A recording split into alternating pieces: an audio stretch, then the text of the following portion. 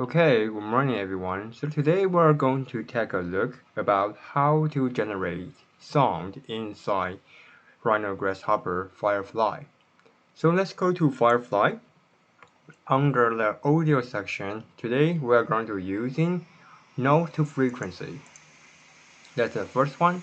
And second one, tone generator. So for the tone generator, we can using this component to generate tones.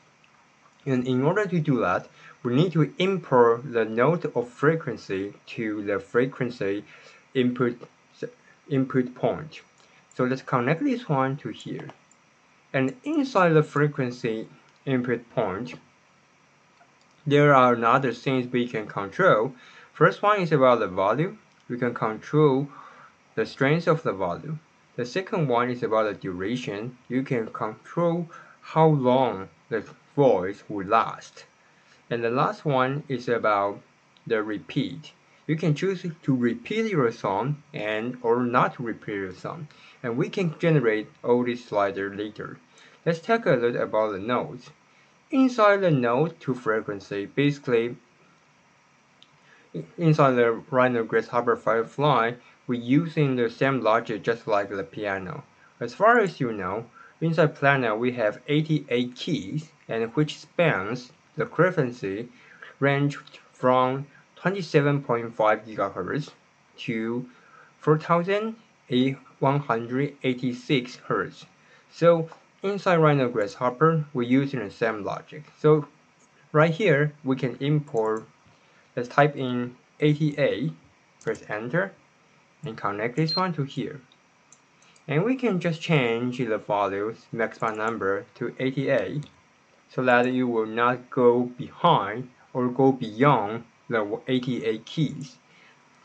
And then let's play this one.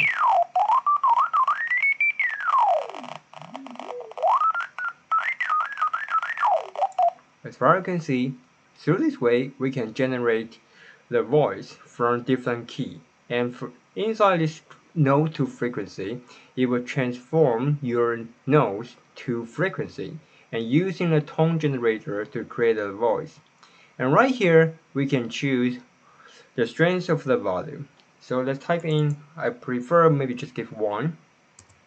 The maximum number of this slider is 1. And let's go to slider typer and choosing floating point. So now we can generate the one strength in volume. And this one duration, usually we don't have to change this one. It's just about the duration of the voice. But you can choose whether to repeat this one or not. So let's change this part. And how can we choose as far as you can see under the description section of the repeat sections, there is one note that tells you one locally defined value, false, which means for this one we need to provide a trigger which defines this one is false or true. And where is the trigger inside Rhino Grasshopper? Let's go to parameters and right here input. And you can find Boolean toggle right here. Let's click this one, connect this one to here, and if you change this one to true, you will repeat the voice. And you can change the value right here.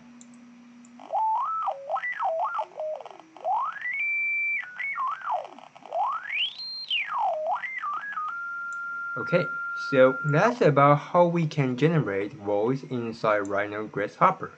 And for the duration, yeah, you can change that as well, but usually I think we can just keep this one like that. And if I want to create different type of tones, how can we do that? Actually, there are multiple ways to control this one. Let's Control C and Control V about the note and tone generators. And I want to keep using this one, so I will keep like this. But for this one, maybe the volume could be smaller, so I will keep this one stronger, maybe 0.5. And this one for sure is true. And but for this one, it's just only 0.25. 25. Okay. And for the notes right here, which you can choose to multiply multiply another number. So you can change the number right here and import the change number to the notes. Or you can divide this one. So this time I'd like to go to math and choosing division. Connect this one to the division and give this to the number. And the number will be from 1 from 10. So for this time, it will be maybe twice smaller than the first one. Then let's connect this one to here. Let's change. And you can see actually there is a second sound that has been generated.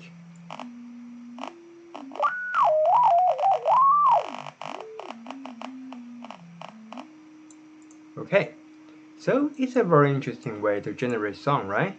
And let's try to use it another way to control the sound, the frequency. For now, we're using the slider to control the notes. And this time, I'm going to using another way to control the note. I call this one sound of the color.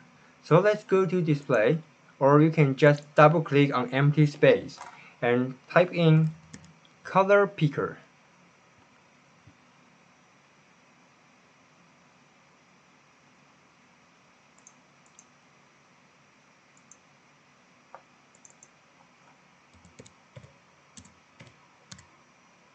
Okay, color picker right here. And with this one, inside the color picker, as far as I can see, if you're using RGB channel, the RGB color is always about 0 to 255. And with this color, with this channel, we can extract the number from different channel and using the number to control the frequency. And how can we do that? So first thing is we need to know there are if we export a number right here to another sections, for example, let's call out the panel right here.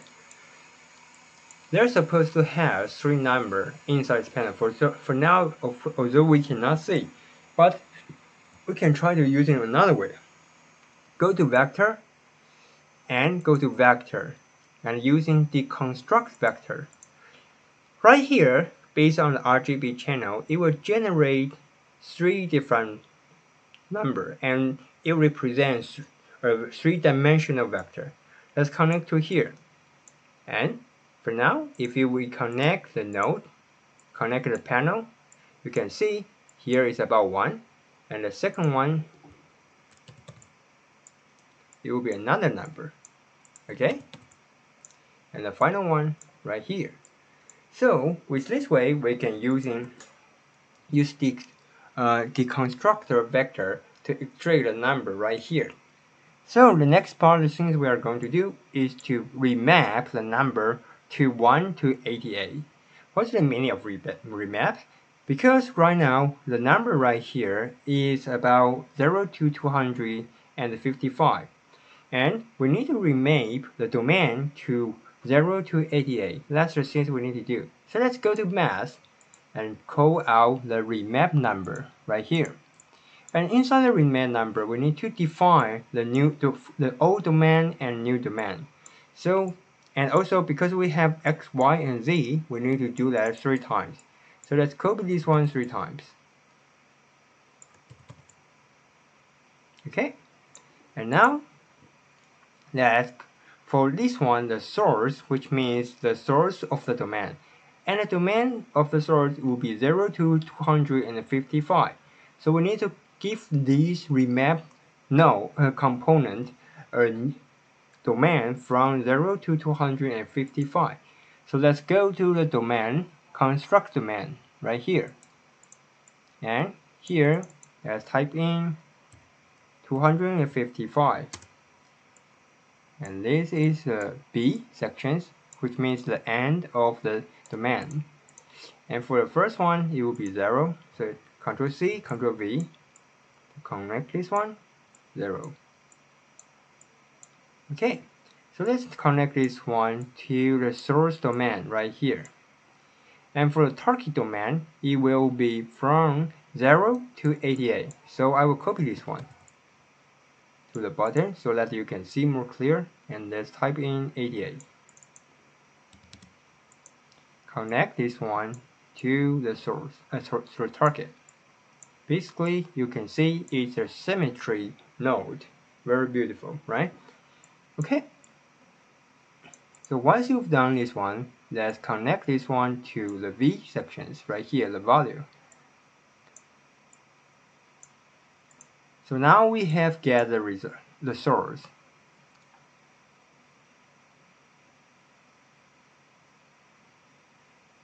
Okay. So from now on, we can connect the nodes to here.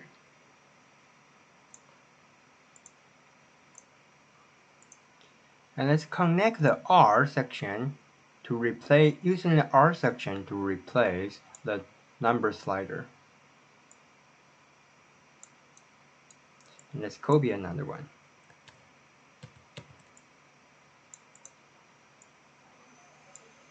Okay, so let's try to play with this one. For now it doesn't work. Let's take a look at what's going on.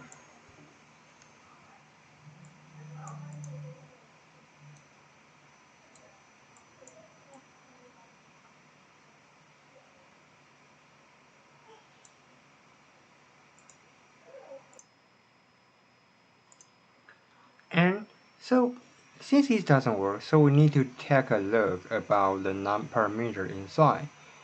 Let's take a look at the XYZ. For now, it's negative 0.44. So it's a little bit weird because it's supposed to be RGB, so probably like a 71 or 190. Because when we transform this one to vector, actually it doesn't use an RGB channel to represent that. It's using the XYZ coordinates. So in order to change that, we need to using another way to do that.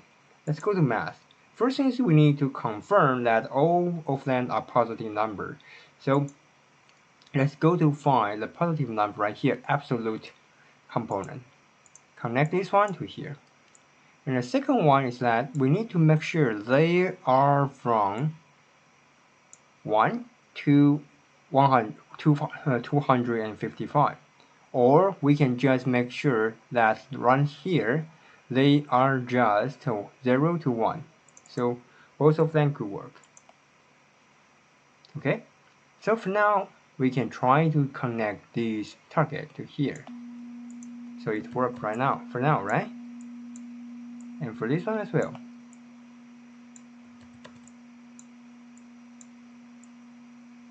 Let's take a look whether it works or not. Still this one doesn't work. Probably it's because this one is too small.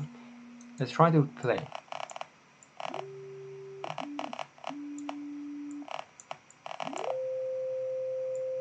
Okay. So we can change different color.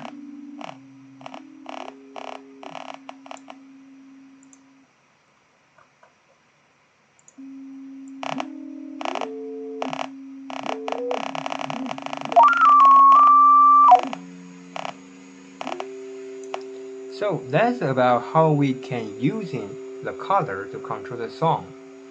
So next part, we can using this one, and if you still keep the last things we have done before, let's go to a component about the ripple one.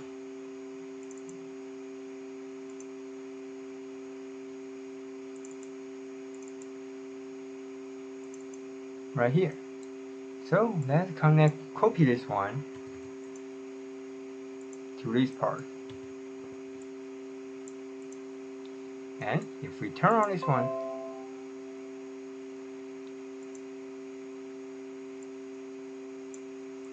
it's supposed to start work, as far as I can see. And we can use it to control the color.